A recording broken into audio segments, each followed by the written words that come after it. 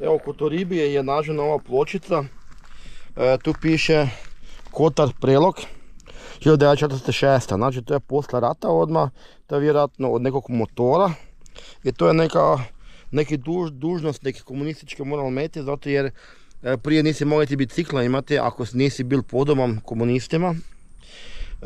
Kotar Prelog je valjda Kotar je valjda manji od županije, a malo veći od općine. I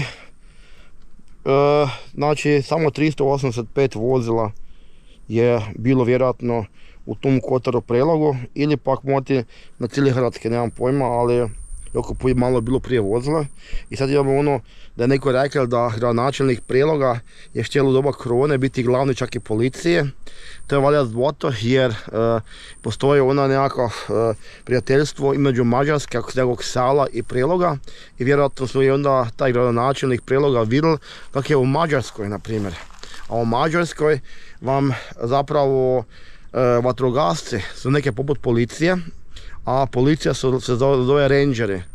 I baš sam jučer pričala kakav je tek tortura u Mađarskoj. Tam, na primjer, Rome mogu hapsiti i tući te nekakvi vatrogasci i ljude mogu hapsiti.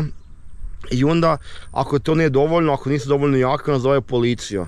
A vatrogascima zapovijeda gradonačelnik. Znači, gradonačelnik je onda tata mata, kak nekako u Ameriki, te nekakav glavni kriminalac.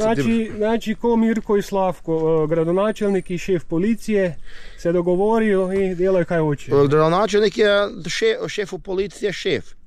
Kužiš? A kamo je vatrogascima tamo u Mađarskoj? I na djelo je kaj hoće. A u doba korone smo vidjeli kako su bili ti bokca, kaj su nas, ganjali su nas kak da smo grešne duše. Ono, samo je dron još fale i kružili su vatrogasci po sele. I ja se sjećam kad su mame svoje deco zvale, idu vatrogasci, skrite se, kad su tada bili na cesti i bilo zabranjeno uopće vun siže dojte. I to mi je ono, sad dok se mislimo kak je prije bilo, jednostavno nemaš vjerovati. A i ono, dok najdeš ovakve artefakte 1946. možete znati da su, na primjer, sve pismene koji su bili u ustašima ili u domobranima su Varaždinu potokli komuniste. Samo su ostavili one polupismene, nepismene, koje su onda deljene na te razne funkcije, a ovo je moti od poštara. Ovo tu. A imamo čak i vojna tablica, jer je to jedna godina posle rata, još nisu ono uspostavili taj cijeli sistem jugokomunistički, i to je nekom valjda ispalo.